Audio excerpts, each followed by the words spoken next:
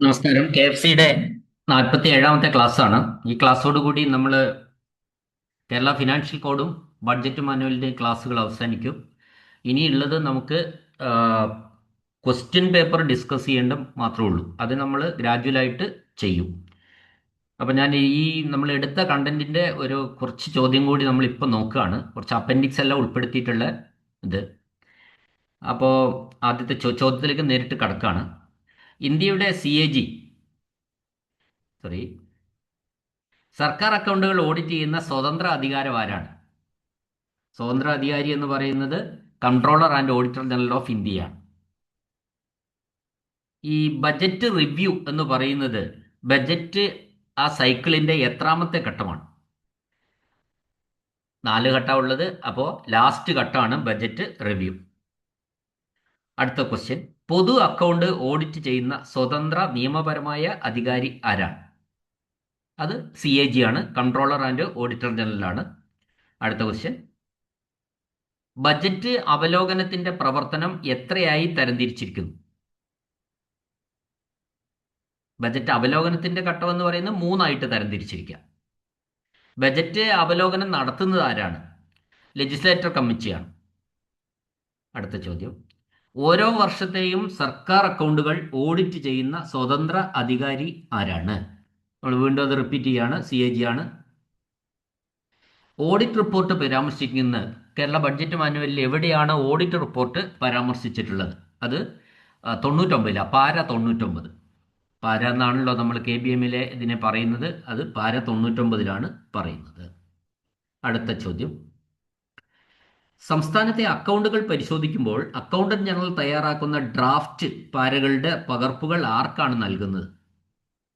ആ ഡ്രാഫ്റ്റ് പാരകളുടെ പകർപ്പുകൾ നൽകുന്നത് ഫിനാൻസ് സെക്രട്ടറിക്കാണ്.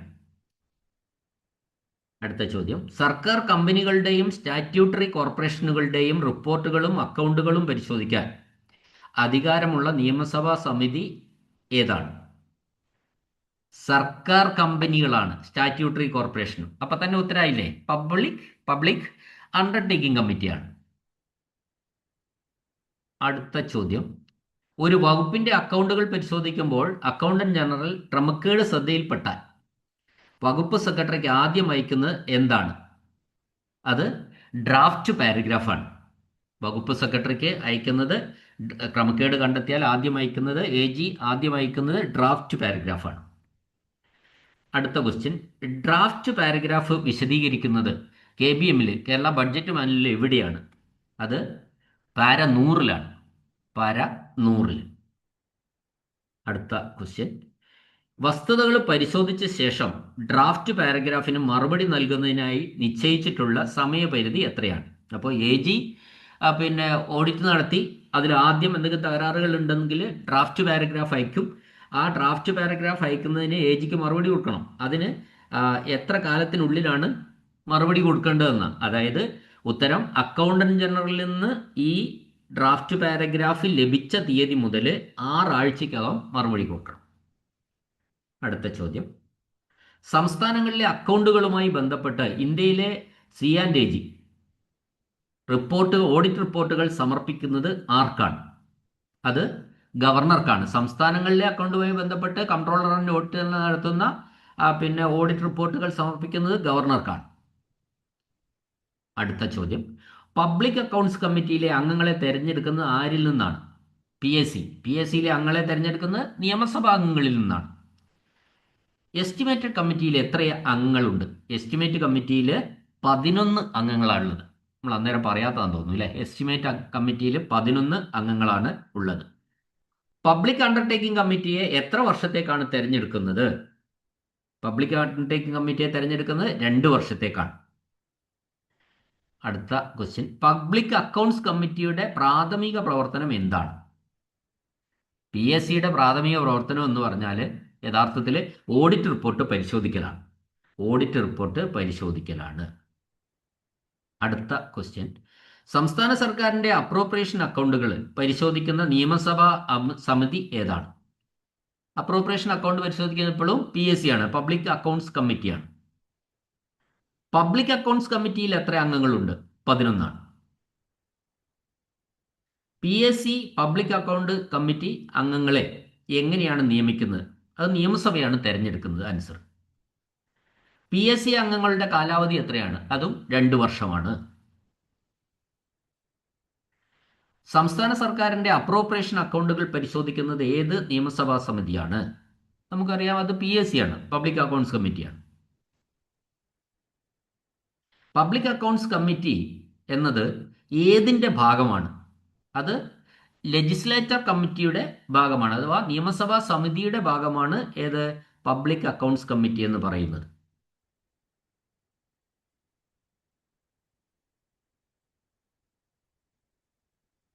പബ്ലിക് അക്കൗണ്ട്സ് കമ്മിറ്റിയുടെ ഘടനയും പ്രവർത്തനങ്ങളും നിർദ്ദേശിച്ചിരിക്കുന്നത് കേരള ബഡ്ജറ്റ് മാനുവലിൽ എവിടെയാണ്? അത് പാര 108ലാണ്.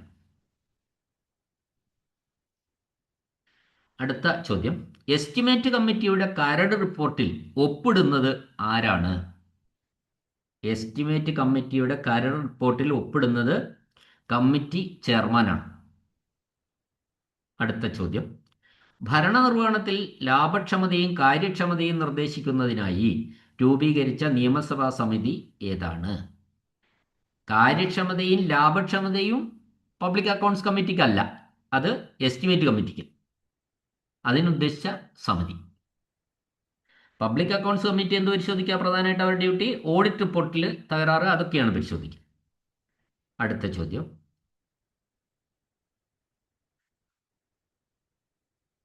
ഭരണകൂടത്തിലെ കാര്യക്ഷമതയും ലാഭക്ഷമതയും, കാര്യക്ഷമത ലാഭക്ഷമത എന്ന് പറയുമ്പോൾ തന്നെ ആൻസർ എന്ത് വരും? എസ്റ്റിമേറ്റ് കമ്മിറ്റിയാണ്. വർദ്ധിപ്പിക്കുന്നതിനായി ബദൽ നയങ്ങൾ നിർദ്ദേശിക്കേണ്ടത് ഏത് കമ്മിറ്റിയാണ്? അത് എസ്റ്റിമേറ്റ് കമ്മിറ്റിയാണ്.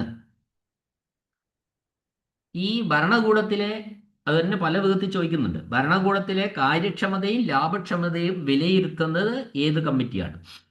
ഭരണകൂടത്തിലെ കാര്യക്ഷമതയും ലാഭക്ഷമതയും എന്ന് പറയുമ്പോൾ എസ്റ്റിമേറ്റ് കമ്മിറ്റിയാണ്. KBMലെ ഏത് പാരയിലാണ് എസ്റ്റിമേറ്റ് കമ്മിറ്റിയെക്കുറിച്ച് പ്രതിപാദിക്കുന്നത്? കേരള ബഡ്ജറ്റ് മാനുവലിലെ ഏത് പാരയാണ് എസ്റ്റിമേറ്റ് കമ്മിറ്റിയെക്കുറിച്ച് പറയുന്നത്? പാര 109ആണ്. എസ്റ്റിമേറ്റ് കമ്മിറ്റിയിൽ എത്ര അംഗങ്ങളുണ്ട്? 11. കമ്മിറ്റിയുടെ കാലാവധി എത്രയാണ്? 2 വർഷം.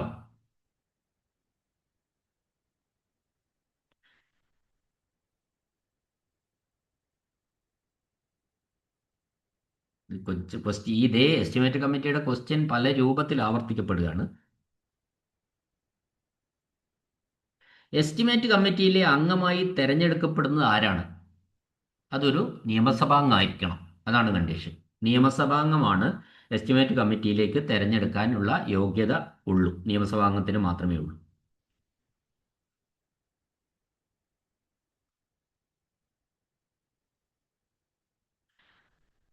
ബജറ്റ് അവലോകനം, റിവ്യൂ ഓഫ് ബജറ്റ് എന്ന് പറയുന്നത് ഈ സൈക്കിളിലെ ഏത് ഘട്ടമാണ്? ലാസ്റ്റ് ഘട്ടമാണ് റിവ്യൂ ഓഫ് ബഡ്ജറ്റ്.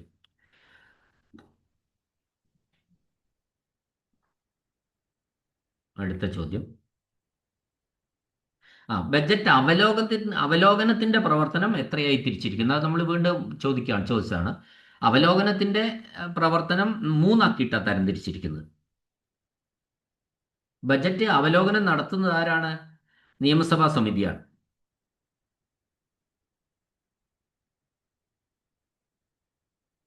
മറ്റൊരു ചോദ്യം, ഇതുവരെ പറയാത്തതാണ്. പബ്ലിക് അണ്ടർടേക്കിംഗ് കമ്മിറ്റിയിലെ അംഗങ്ങൾ നിർദ്ദേശിക്കുന്ന ചോദ്യങ്ങളും പോയിന്റുകളും അതിൻ്റെ അംഗങ്ങൾക്കിടയിൽ പ്രചരിപ്പിക്കുന്നതിനായി ഏത് രൂപത്തിലാണ് ക്രോഡീകരിക്കേണ്ടത്? അത് ക്വസ്റ്റ്യനെയർ രൂപത്തിലാണ് ക്രോഡീകരിക്കേണ്ടത്, അതായത് ചോദ്യാവലി, ക്വസ്റ്റ്യനെയർ.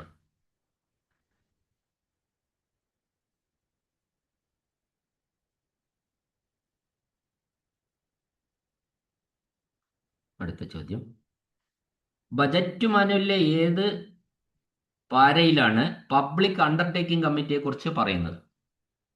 കേരള ബഡ്ജറ്റ് മാനുവലില് 111ലാണ്, പാര 111ലാണ് പബ്ലിക് അണ്ടർടേക്കിംഗ് കമ്മിറ്റിയെ പറ്റി പറയുന്നത്.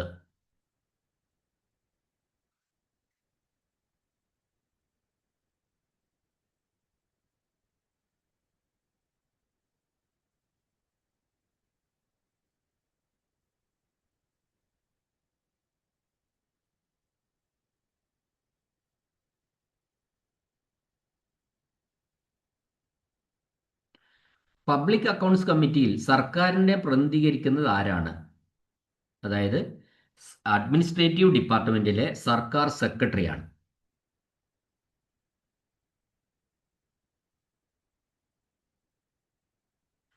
എസ്റ്റിമേറ്റിംഗ് ഓഫീസർമാരുടെ പട്ടിക ഉൾപ്പെടുത്തിയിരിക്കുന്നത് ഏത് അപ്പൻഡിക്സിലാണ്? അപ്പൻഡിക്സ് 6-ലാണ്.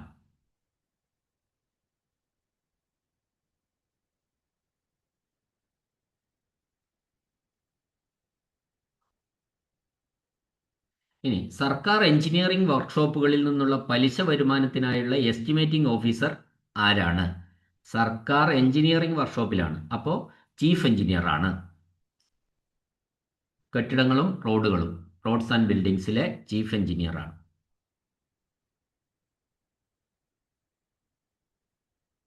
തദ്ദേശ സ്വയംഭരണ സ്ഥാപനങ്ങളിലേക്കുള്ള വായ്പകളുടെ പലിശ വരുമാനത്തിനായുള്ള എസ്റ്റിമേറ്റിംഗ് ഓഫീസർ ആരാണ്? അത് ഡയറക്ടർ ഓഫ് ട്രഷറീസ് ആണ്.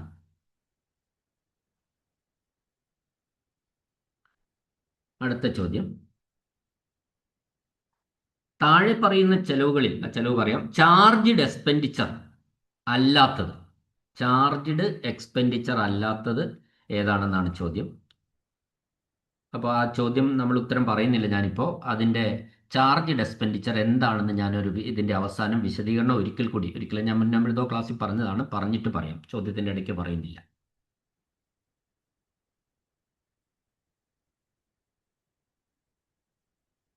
ഹൈക്കോടതി ജഡ്ജിമാരുടെ ശമ്പളവും അലവൻസുകളും സംബന്ധിച്ച ചെലവുകൾ കൺസോളിഡേറ്റഡ് ഫണ്ടിൽ നിന്ന് എങ്ങനെയാണ് വരുന്നത്? കൺസോളിഡേറ്റഡ് ഫണ്ടിൽ നിന്നും ചാർജ്ഡ് ആയിട്ടാണ് വരുന്നത്. അപ്പോൾ അതാണ് ചാർജിൻ്റെ ഒരു എക്സ്പ്ലനേഷൻ ഞാനിത് കഴിഞ്ഞ് തരും. ധനകാര്യ കമ്മീഷൻ ചെയർമാനെയും അംഗങ്ങളെയും നിയമിക്കുന്നത് ആരാണ്? രാഷ്ട്രപതിയാണ്. സർക്കാർ എടുക്കുന്ന വായ്പകൾ നിക്ഷേപിക്കുന്നത് എവിടെയാണ്? കൺസോളിഡേറ്റഡ് ഫണ്ടിലാണ്. ഏതെങ്കിലും നികുതി ഏർപ്പെടുത്തുന്നതിനോ നിർത്തലാക്കുന്നതിനോ ഉള്ള ബില്ലിനെ എന്താണ് പറയുന്നത്? ചോദ്യം, ഏതെങ്കിലും നികുതി ഏർപ്പെടുത്തുന്നതിനോ നിർത്തലാക്കുന്നതിനോ ഉള്ള ബില്ലിനെ എന്താണ് പറയുന്നത്?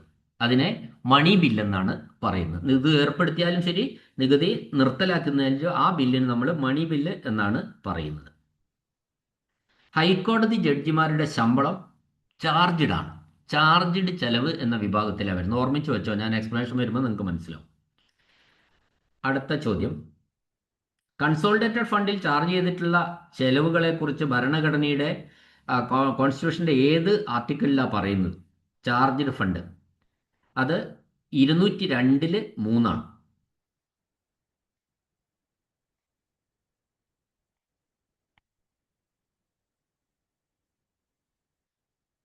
അടുത്ത ക്വസ്റ്റ്യൻ, ലെജിസ്ലേറ്റീവ് അസംബ്ലിയുടെ വോട്ടിങ്ങിന് വിധേയമല്ലാത്ത ചെലവ് ഏതാണ്? അതിനാണ് നമ്മൾ ചാർജ്ഡ് എക്സ്പെൻഡിച്ചർ എന്ന് പറയും. കുറേയും കൂടെ ക്ലിയർ ആയിട്ടുണ്ട്. ലെജിസ്ലേറ്റീവ് അസംബ്ലിയുടെ വോട്ടിങ്ങിന് വിധേയമല്ലാത്ത ചെലവാണ് ചാർജ്ഡ് എക്സ്പെൻഡിച്ചർ എന്ന് പറയും. കണ്ടിൻജൻസി ഫണ്ടിൽ നിന്നുള്ള മുൻകൂർ തുക എപ്പോഴാണ് ലാപ്സ് ആകുന്നത്? അത് ലാപ്സ് ആകുന്നത് സപ്ലിമെന്ററി അപ്രോപ്രിയേഷൻ ആക്ട് പാസ്സാക്കുമ്പോഴാണ്.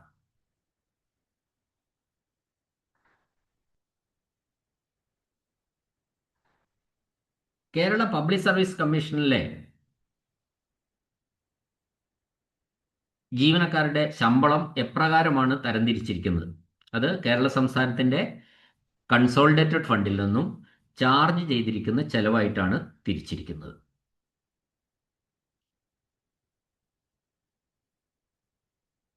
അടുത്ത ചോദ്യം, ഡിസ്ബേഴ്സിംഗ് ഓഫീസർ ഡി.ഡി.ഒമാര് സൂക്ഷിക്കേണ്ട ലയബിലിറ്റി രജിസ്റ്റർ ഏത് ഫോമിലാണ്?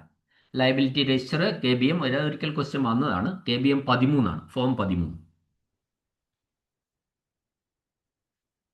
ബജറ്റ് നിയന്ത്രണത്തിന്റെ ഭാഗമായിട്ട് ലെറ്റർ ഓഫ് ക്രെഡിറ്റ് എവിടെയാണ് നിർദ്ദേശിച്ചിട്ടുള്ളത്?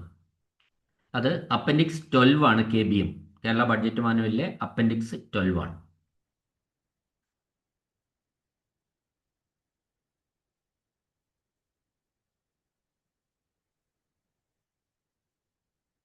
യൂണിറ്റ് ഓഫ് അപ്രോപ്രിയേഷൻ എവിടെയാണ് വ്യക്തമാക്കിയിരിക്കുന്നത്?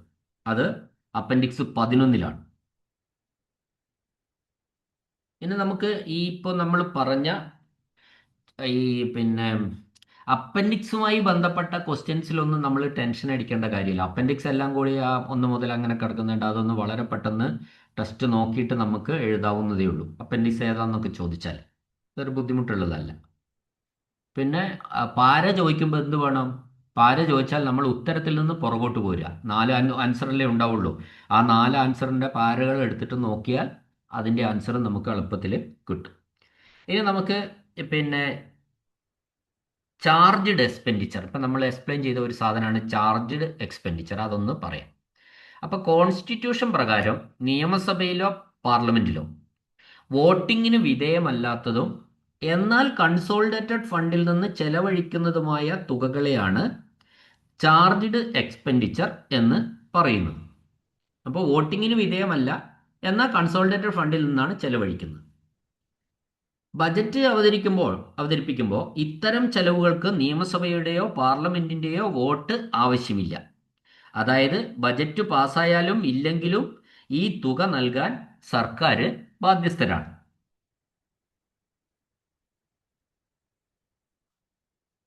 ഇനി വളരെ പ്രധാനപ്പെട്ട ഭരണഘടനാ സ്ഥാപനങ്ങളുടെയും ഉദ്യോഗസ്ഥരുടെയും പ്രവർത്തന സ്വാതന്ത്ര്യം ഉറപ്പാക്കുക എന്നതാണ് ഇതിന്റെ പ്രധാന ലക്ഷ്യം.